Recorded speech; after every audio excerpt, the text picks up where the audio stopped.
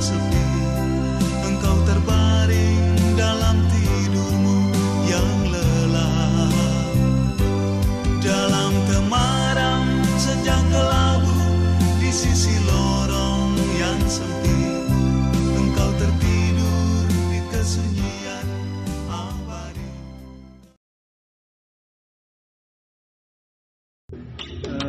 Terima kasih.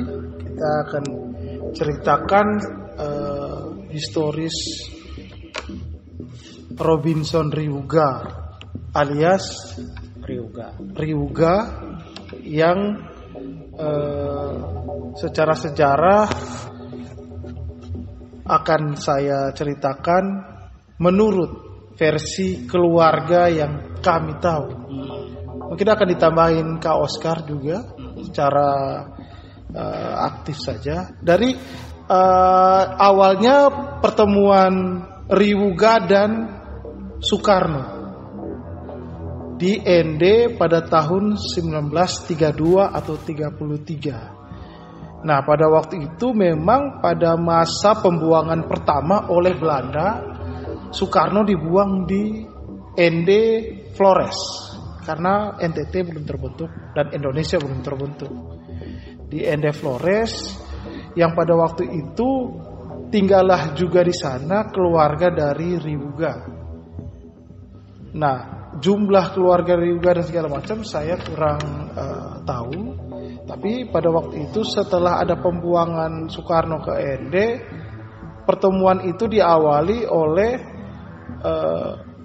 di sekitar rumah pembuangan Soekarno itu tersebar berita bahwa ada seorang pemimpin, orang Jawa, orang gagah, orang karismatik bernama Soekarno yang berada di bawah tawanan pemerintahan Belanda pada waktu itu, sehingga daya tarik untuk orang-orang itu melihat ke Soekarno itu sangat tinggi.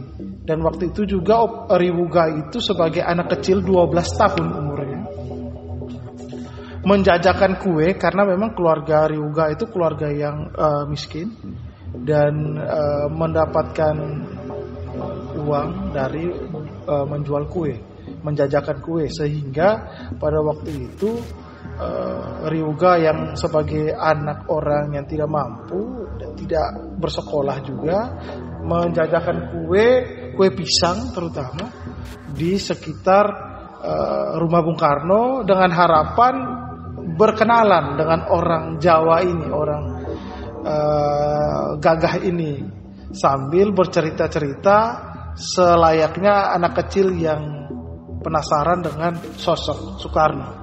Sehingga pada waktu itu Soekarno sering dikisahkan oleh Riuga kepada saya, sering bercakap-cakap dengan Soekarno di halaman rumahnya, yaitu ada pohon sukun yang juga inspirasi dari Pancasila, sehingga setiap kali ada jualan kue, Opa Riuga dengan sengaja datang ke Soekarno untuk bercerita, mendengarkan cerita-cerita Soekarno bersama anak-anak yang lain. Jadi banyak anak-anak yang bercerita juga dengan Soekarno, mengelilingi Soekarno untuk mendengarkan cerita-cerita Soekarno, sehingga sosok Riuga ini menjadi daya tarik juga bagi Soekarno. Anak ini kok datang terus mau mendengarkan cerita saya, sangat antusias, penasaran, sehingga terjadilah tanda kutip ketertarikan antara Soekarno dan Riuga itu sendiri. Dan setelah itu, setelah masa pembuangan mau berakhir dari Soekarno itu dan Bu Inggit, karena waktu itu Bu Inggit juga ikut serta di pembuangan Soekarno. Istri pertamanya Pak Soekarno tidak mempunyai anak, mereka Bu Inggit itu tidak bisa melahirkan anak, sehingga mereka memutuskan mengangkat anak angkat yang sudah dekat dengan mereka, yang sudah mereka kenal di ND pada waktu itu adalah Riuga. Dan saya percaya, yakin di tahun 33 atau 34, 35 itu yang akan membawa Riuga ke tanah Jawa dan Sumatera, itu ada proses meminta izin. Saya yakin Pak Soekarno itu proses meminta izin ke keluarga Riwuga, sehingga akan membawa anak 12 tahun, 13 tahun, 14 tahun ini ke Jakarta, ke Jawa mengikut dia. Dan pada proses pemintaan izin itu pasti ada bahasa Riwuga yang menyatakan bahwa anak ini akan saya piara dan saya dijadikan sebagai anak karena kami tidak mempunyai anak. Dan saya yakin hal itu dilakukan oleh Pak Karno dan Bu Inggit langsung ke rumahnya Riwuga yang tidak berjarak, tidak terlalu jauh dari situ. Mereka tetanggaan. Dan saya yakin pasti mengenal juga sosok keluarganya dari Riwuga ini. Sehingga proses permintaan ikut saya dan tinggal bersama saya dan menjadi anak saya itu terjadinya juga secara mudah. Karena sudah saling mengenal. Dan mungkin dari keluarga Riwuga juga melihat bahwa potensi Riwuga untuk bersama-sama dengan orang Jawa ini, Soekarno ini itu akan lebih baik ke depannya. Sehingga mereka mengizinkan untuk Riwuga ini ikut serta dengan Soekarno dan Bu Inggit untuk mendampingi kemana saja Bung Karno pergi. Nah, setelah dari ND mereka proses untuk pembuangan selanjutnya ke Australia waktu itu. Nah, pada waktu pembuangan ke Australia itu Belanda hanya mengizinkan Soekarno saja untuk dan Bu Inggit untuk ke Australia di pembuangan itu. Dia tidak mengizinkan ada orang lain ikut, apalagi pengawal atau lagi apa. Mereka, tapi Soekarno dengan ngototnya bahwa anak angkat mereka harus ikut karena ini anak saya. Karena secara Islam kalau anak itu sudah diangkat menjadi walinya, wajib Soekarno untuk bertanggung jawab kepada dia. Itu kita boleh baca literasi tentang kekeluargaan, sistem keuangan di Islam dan segala macam. Ya. Itu semua pasti literasi itu, sehingga Soekarno dengan memakai alasan itu dia tidak mengikuti perintah dari pemerintahan Belanda untuk dibuang ke Australia, sehingga memilih untuk dibuang di Bengkulu yang bisa bersama-sama dengan keluarganya, yaitu Bu Inggit dan Riwuga ini. Sehingga pada waktu pembuangan di Bengkulu setelah beberapa tahun dan Riwuga sudah menginjak remaja juga, mungkin sekitar umur 17-18 tahun, 16, 17, 18 lah. Sehingga pembuangan di Bengkulu itu pertemuanlah Soekarno dengan Bu Fatmawati. Bu Fatmawati, dan terjadilah mungkin ada Soekarno jatuh cinta kepada Bu Fatmawati, sehingga tanpa sepengetahuan Bu Inggit, Soekarno ada berhubungan dengan Bu Fatmawati. Waktu itu Bu Inggit itu kan posisinya kan istri pertama, dia tidak mau dimadu, sehingga Bu Inggit itu tuntut perceraian dari Pak Karno. Sehingga dengan terpaksa Pak Karno dan Bu Inggit itu sepakat bercerai. Dan waktu itu ada cerita memang Bu Inggit itu mau Riwuga itu ikut dengan dia. Semua anak-anaknya, ada beberapa anak yang diangkat oleh Bu Inggit, 2 atau 3, 2 laki-laki, Riwuga laki-laki dan ada perempuannya 1, itu mengikut Bu Inggit. Tapi Soekarno tidak setuju. Soekarno menginginkan yang perempuan ikut Bu Inggit, yang laki-laki Riwuga ini ikut saya, ikut Soekarno. Sehingga pada waktu itu memutuskan ya sudahlah, supaya tidak berkepanjangan, jadi yang perempuan ikut Bu Inggit, Riwuga ini ikut Soekarno. Nah, pada waktu ikut Soekarno, proses pernikahan Pak Karno dengan Bu Fatmawati juga berlangsung dari proses perkenalan, sehingga Bung Karno juga meminang Bu Fatmawati di orang tuanya di Bengkulu. Waktu itu akhirnya dibawa ke Jakarta, sehingga melahirkan anak-anaknya, yaitulah keluarga Soekarno, yaitu Pak Guntur, Bu Megawati, Bu Sukmawati dan lain-lain. Dan itu dirawat oleh salah satunya Riwuga yang merawatnya juga sebagai kakak tertua, kakak tiri, kakak angkat. Nah, seperti itu. Sehingga pada waktu kemerdekaan, proses kemerdekaan itu kan ceritanya Bu Fatmawati yang menjahit bendera itu. Karena Bu Fatmawati sudah prosesnya tahun 45 itu sudah menjadi istri Soekarno. Sehingga proses dari proklamasi Indonesia dari Rengas Dengklok ke Pegangsaan Timur itu Riuga dan Bu Fatmawati itu turut hadir di situ karena itu adalah keluarga inti, ring satunya Soekarno.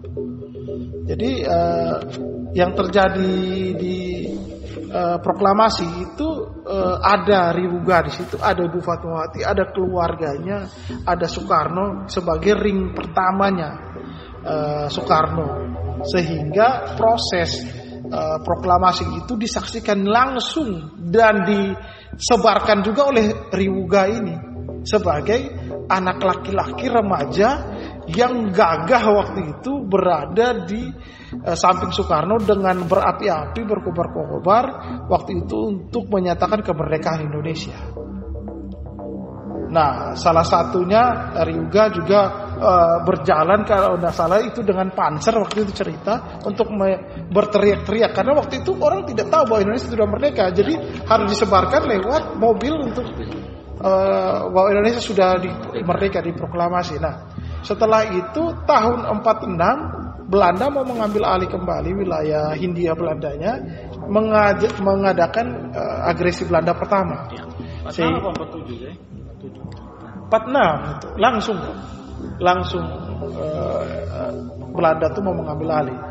Nah, waktu itu akhirnya langsung karena Jakarta itu posisi tidak aman dan posisi Soekarno juga sudah dinyatakan sebagai presiden pertama Indonesia, jadi dia harus dibawa lari atau dilindungi, diungsikan. Waktu itu Sultan Hamengkubuwono itu yang menawarkan Yogyakarta sebagai ibu kota, sehingga dibawalah keluarga dan ring satunya Soekarno itu dibawa ke Jogja. Waktu itu juga ada Riuga, Bu Fatmawati, Megawati, Guntur, Sukma itu belum lahir dan segala macam.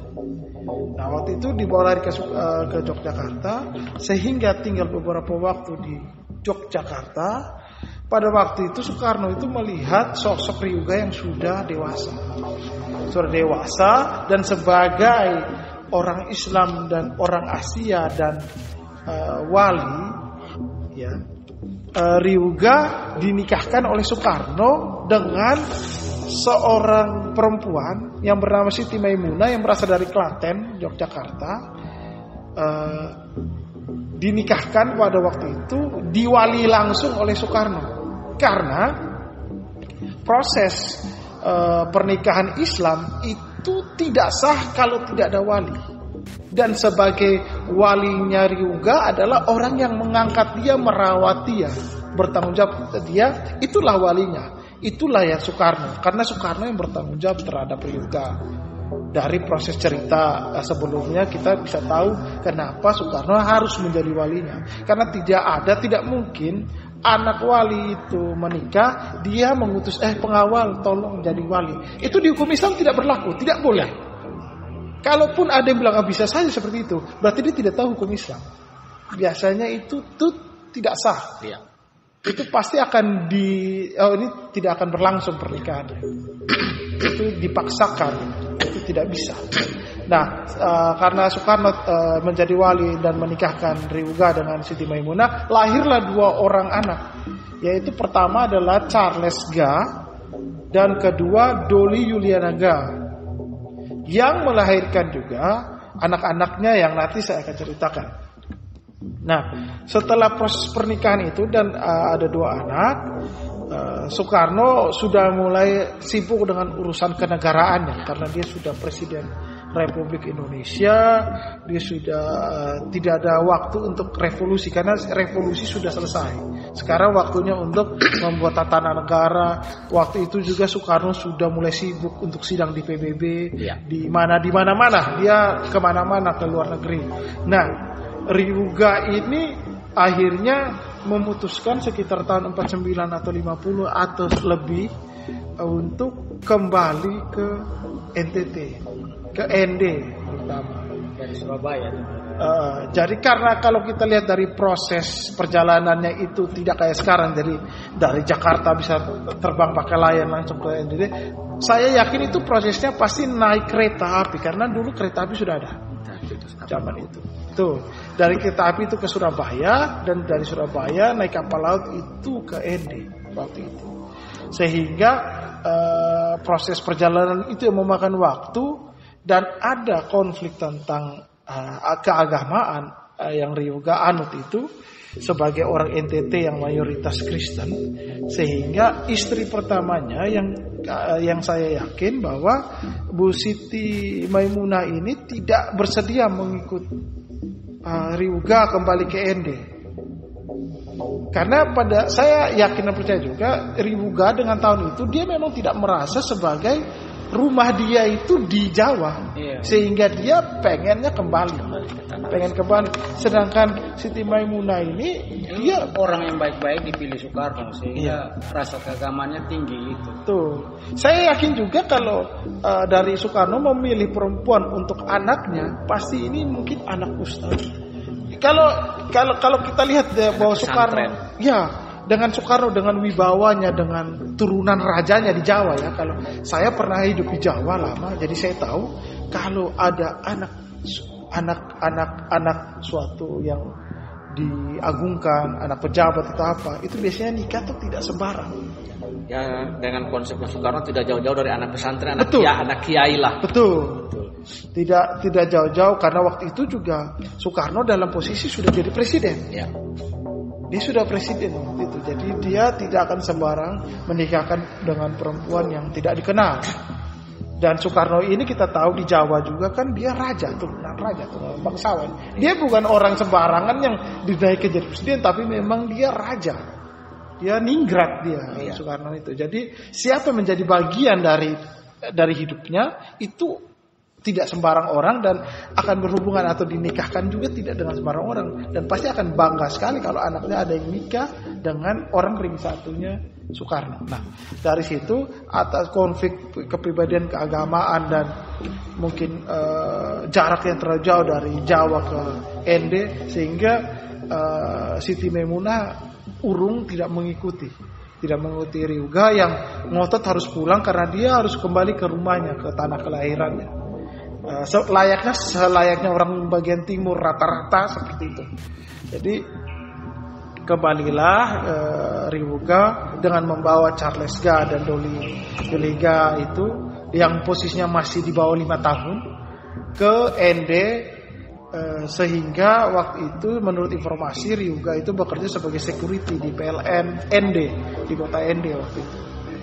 Security satuan pengamanan di PLN. Pada perjalanan waktunya Ryuga ini telah berpisah dengan Siti Maimunah karena di hukum Islam kan kalau sudah tidak memberikan nafkah batin dan lahir secara otomatis itu cerai.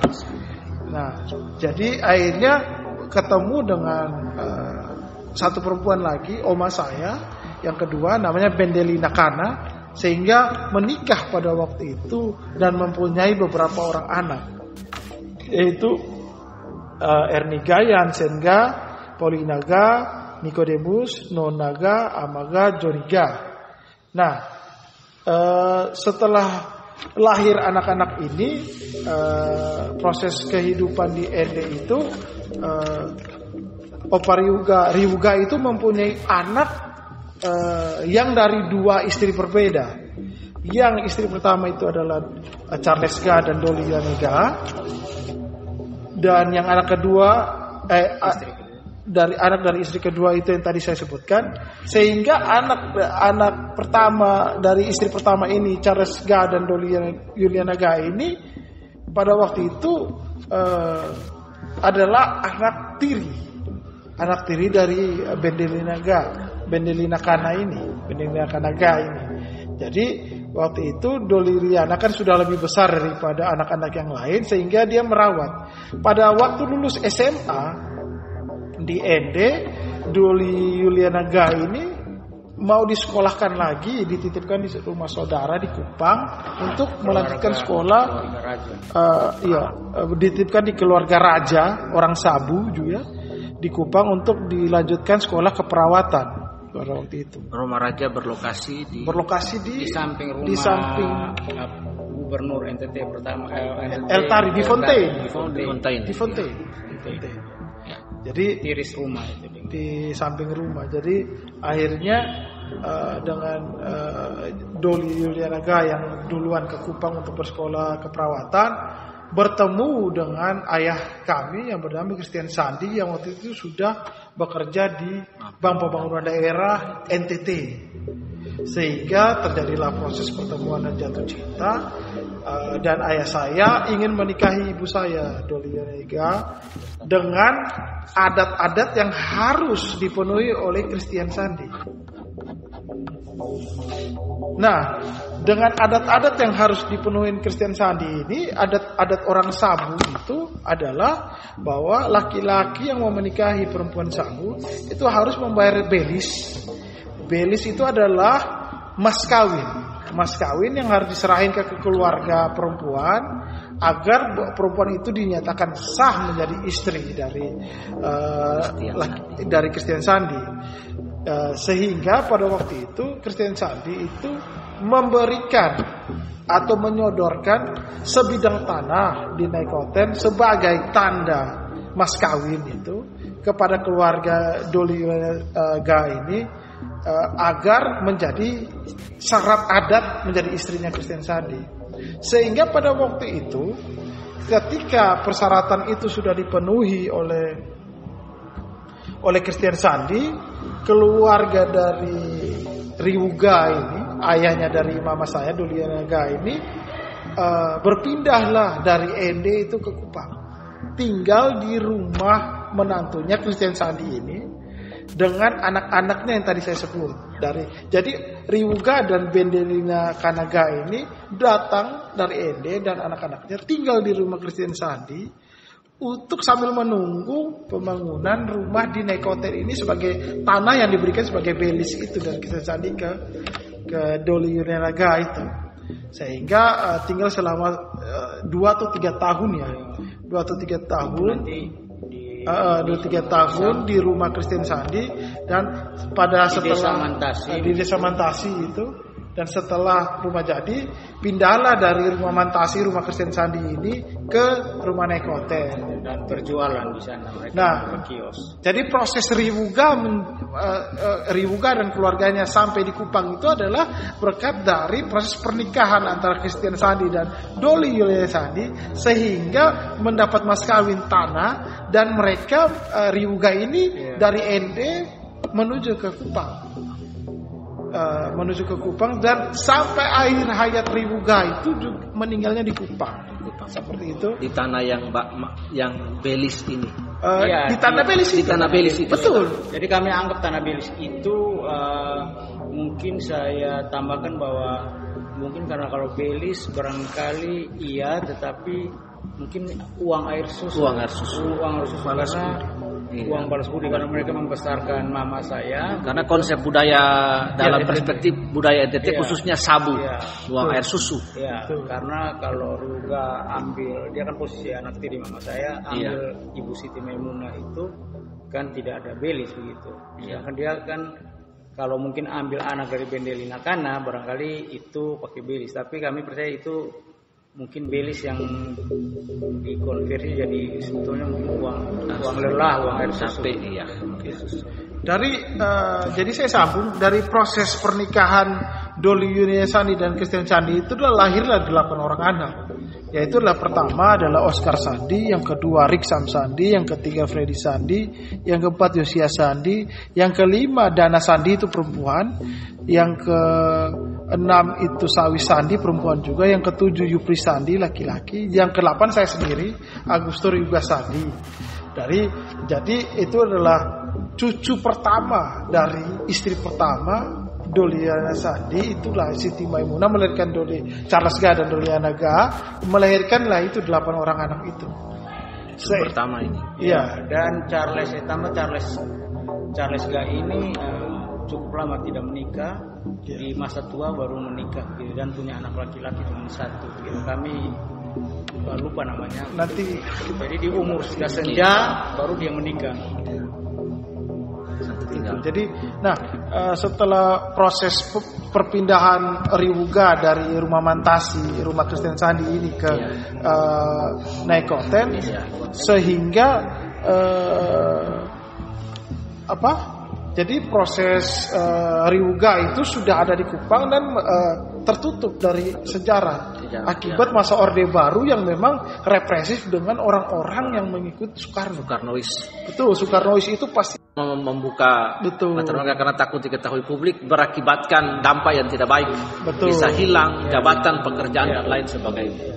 Betul, jadi akibat dari tekanan Orde Baru sehingga orang-orang di ring 1-nya Soekarno termasuk kakek kami Ryuga ini juga tidak memunculkan diri karena berbahaya bagi keluarga dan dirinya sendiri.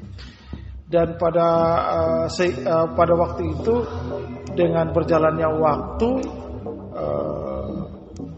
zaman reformasi dan mulailah terkuak bahwa ada loh orang NTT yang ring 1-nya Soekarno. Ada orang NTT yang ring 1 yang benar-benar ring 1. Dia benar-benar tahu perjalanan pribadinya Soekarno sampai perjalanan karirnya Soekarno. Dan dia turut terlibat di dalam kehidupan Soekarno itu. Nah, setelah kehidupan zaman reformasi ini terkuak dan diketahui Ryuga sebagai orang yang saksi sejarah berdirinya negara ini, ditulislah seorang penulis di Kota Kupang, menurut sumbernya yang dari istri kedua yang tidak sesuai dengan realita ceritanya. Jauh dari sejarah perjalanan perjuangan Ryuga dengan istri pertama, dan tidak tahu perjalanan Ryuga dengan dalam kehidupannya dengan Soekarno sampai revolusi di Jogja dan lain-lain.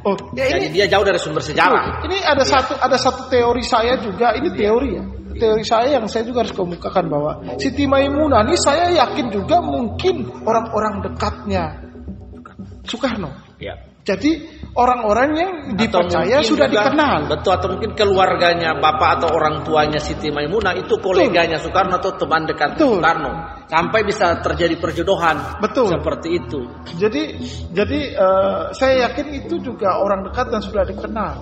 Sehingga perkawinan ini memang sebenarnya perkawinan yang benar-benar sah dan sudah masuk dalam perencanaan matang oleh Soekarno, karena orang-orang ring 1 Soekarno itu pasti harus dikenal bebet bobot dan bibitnya pernikahan ini. Jadi ini yang dihilangkan oleh penulis sejarah Ryuga ini. Dia secara sengaja menurut saya menghilangkan peran dari istri pertamanya Ryuga. Padahal saya yakin dan percaya bahwa istri pertama Ryuga ini adalah mungkin saksi perjalanannya Soekarno juga bersama-sama. Ada teori lain juga bahwa kalau penulis cerita Ryuga versinya dia, ya itu mengambil cerita itu dari anak-anak Ryuga dan Bendelina Kana, sementara anak-anak itu jauh sekali dari sumber sejarah. Betul. Mereka tidak mengetahui papanya mereka punya perjuangan dengan istri pertama yaitu Siti Maimunah. Dan harusnya yang bisa menceritakan itu adalah anak-anak dari Ryuga dengan Siti Maimunah, yaitu Charles Ga dan Dolly Juliana Ga. Sementara anak-anak ini belum lahir, itu istri kedua. Jadi mereka jauh dari sumber sejarah seperti itu. Itu teorinya begitu, yang teori semakin jauh seseorang dari sumber sejarah, maka informasi tidak valid. Ataupun informasi dibuat berdasarkan tafsir sendiri. Ya, dalam tanda kutip juga bisa halusinasi sejarah lah. Orang halus sejarah kan, istilahnya ya mengarang bebas bisa juga, tidak berdasar sejarah. Lanjut. Ya, padahal kalau dibilang saksi sejarahnya itu adalah istri pertama dan keluarganya dan anak-anaknya untuk dari proses Ryuga ini menjadi saksi sejarah.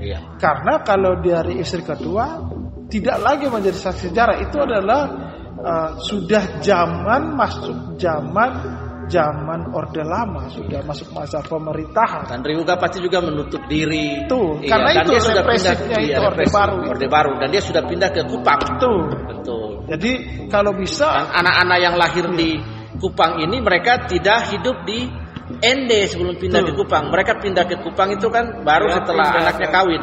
Iya, mereka pindah ke Kupang tuh sekitar 73-74. Iya, sudah jauh dari sejarah sekali. Jadi mungkin kalau penutup dari saya bahwa seorang Ryuga ini adalah saksi sejarah dalam tanda kutip pahlawan dari NTT. Iya. Pahlawan yang belum sempat dan tidak sempat diekspos oleh sejarah oleh orang NTT, karena itu orang NTT perlu tahu bahwa ND itu tempat lahirnya konsepsinya Pancasila oleh Bung Karno di situ, dan salah satu orang NTT yang harus diberitakan, mutlak harus diceritakan dalam sejarah perjalanan ini bagaimana dia tahu tentang Bung Karno duduk di pohon sukun menulis konsep-konsep kebangsaan tentang Pancasila, yaitu Ryuga. Iya, menurut saya juga diceritakan sama Opa Ryuga, karena saya SMP Negeri 3 itu dekat tanah kami di Nekoten. Jadi waktu kami ke sana tuh saya pernah diceritain Opa itu yang mempersiapkan buka rumah, makan pagi, sajadah, ini air untuk sholat wudu, sholat pagi-pagi. Jadi memang seluruhnya itu memang anak laki-laki dari ini kan anak angkat anak perempuan itu. Jadi memang semenjak dia sudah di rumah Soekarno itu seluruhnya memang semua hal itu Opa Ryuga ini yang mengurus. Dan hukum Islam juga bahwa anak laki-laki itu adalah penerus. Iya. Karena waktu itu Opa juga sempat bilang bahwa Soekarno tuh nggak mempercayai orang lain, karena kalau orang selain agama Kristen atau orang Kristen tuh nggak boleh raba orang Islam punya barang. Iya, gitu. itu najis. Iya, jadi inilah Ryuga. Makanya kalau Ryuga sampai berani dipercaya Soekarno mempersiapkan air wudhu, sajadah, untuk sholat dan lain-lain, sudah pasti dia Muslim. Pasti. Iya, pasti dibawa, dikonvert. Iya. Baru sebenarnya Ryuga ini juga kan diangkat dari umur 12 tahun. 12 tahun. Artinya bahwa pengetahuan tentang agama Muslim dia lebih banyak. Iya. Karena dari masa kecil sampai dewasa itu masih hidup dengan Soekarno. Dan belajar ilmu Islam. Sehingga dia itu adalah saya bilang dia adalah Muslim. Iya. Dia cuci pakaian juga, terus ganti spray, tempat tidur segala macam. Kalau orang selain sebelum oratornya Soekarno itu kan harus minum air madu dan kapur kalau nggak salah. Itu disiapin oleh Ryuga. Jadi ada bacaan yang diucapkan oleh Ryuga yang mungkin doa Al-Fatihah atau apa itu di air itu juga. Kalau Ryuga sudah Kristen tidak boleh raba ini, jadi dia masih bebas untuk ini. Dan tahun segitu juga di ND itu mungkin masih agamanya belum Kristen juga. Iya. Karena agama Katolik pun itu pada tahun segitu mungkin hanya bangsawan saja baru menganutnya. Sekitar tahun 30-an itu kan memang belum. NTT itu kan mungkin salah satu kerajaannya itu kan Amarasi. Iya. Itu kan belum Kristen. Iya, Katolik. Ya. Nah, proses sejarah lahirnya orang hanya akan tahu tentang Ryuga dari penulis lain yang memang tidak menceritakan secara ada di Cindy Adam, tapi sekilas dia. Iya, nanti saya akan cari itu penulis Indonesia Cindy Adam. Ada yang detail seperti yang kita hari ini kita rekam di audio. Opa cerita, mama kami juga cerita dikit-dikit, papa juga cerita perkawinan dia yang sulit waktu itu. Iya. Jadi nanti rekan yang akan mendengarkan hal ini adalah anak cucu dari cucu dari Ryuga, cucu dari istri pertama Siti Maimunah, dan Siti Maimunah punya anak perempuan yaitu Doli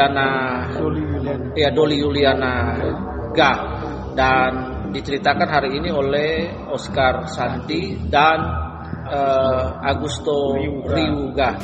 Ya, satu-satunya ya dari anaknya Christian Sandi dan Yulia Naga yang dikasih nama langsung oleh Ryuga, pelaku sejarah ini. Dan para pendengar sejarah, history listener khususnya di podcast ini akan kita up juga di podcast, bahwa ND adalah salah satu tempat bersejarah dalam lintasan sejarah kebangsaan di mana Soekarno pernah dibuang, dan di sana lahirlah konsepsi-konsepsi Pancasila.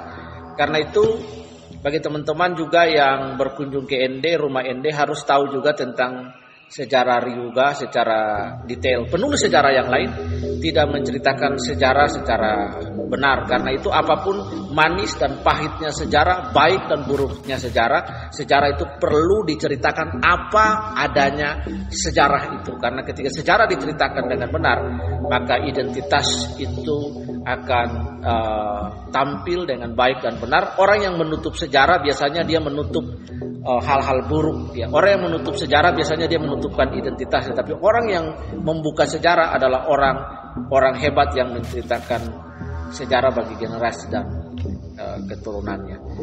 Seperti itu. Mungkin ada epilog dari Om Oscar dan Bro Augusto. Silakan. Oscar. Kalau dari saya itu masalah-masalah kami merasa sangat terganggu dengan oma kami. Kami nggak tahu sampai hari ini perempuan yang dari Klaten ini, Siti Maimunah, keluarga-keluarganya kami juga rindu untuk bertemu dengan mereka. Entah bagaimana caranya, karena kami merasa sekali sangat hebat untuk melihat opa kami bisa menikah dengan perempuan dari Yogyakarta. Karena mama kami ini lahir di Yogyakarta, Charles juga lahir di Yogyakarta. Itu kami merindukan juga keluarga yang dari Yogyakarta. Kami rindu sekali begitu. Itu yang kami dengan tulisan ini barangkali kami juga bisa dapat jalan. Ada sebuah jalan untuk menelisik sejarah sehingga bisa mempertemukan. Karena kami hilang anak cucu Maimunah. Keluarga kita ingin silaturahmi kembali begitu. Ya. Betul, jadi kalau dari saya, Augusto, saya inginnya sejarah ini diluruskan, diceritain apa adanya, tidak ditutup-tutupi. Ryuga itu adalah seorang Muslim, ya ceritakan secara Muslim, dan dia adalah pelaku sejarah, dia menyaksikan proklamasi, dan dia salah satu pahlawan, karena orang yang terlibat dalam pendirian negara itu adalah pahlawan. Itu yang harus diluruskan dan diakui, karena kami ingin pengakuan juga bahwa ada sebuah afirmasi penerimaan dari masyarakat NTT untuk mendukung Ryuga. Kalau hanya menerima ND dan rumah di ND itu sebagai tempat lahirnya Pancasila, tapi tidak menerima Ryuga, maka itu adalah sebuah kegagalan sejarah. Karena tanpa Ryuga, rumah ND itu tidak ada. Kami juga keberatan Ryuga tidak hilang dari secara ND. Mungkin itu saja dari saya. Terima kasih. Oke, terima kasih buat Om Oscar dan Bung Augusto untuk diskusi sejarah di sore hari ini. Tuhan Yesus memberkati. Semoga kerinduan untuk bertemu dengan keluarga Siti Maimunah di Jakarta, di Yogyakarta, boleh dibuka jalan oleh Tuhan. Para listener sejarah dapat mendengar hal ini khususnya di Jogja sehingga bisa ditelusuri. Oke, sampai berjumpa pada lain kesempatan dalam Untold Story Ryuga, pahlawan dari ND.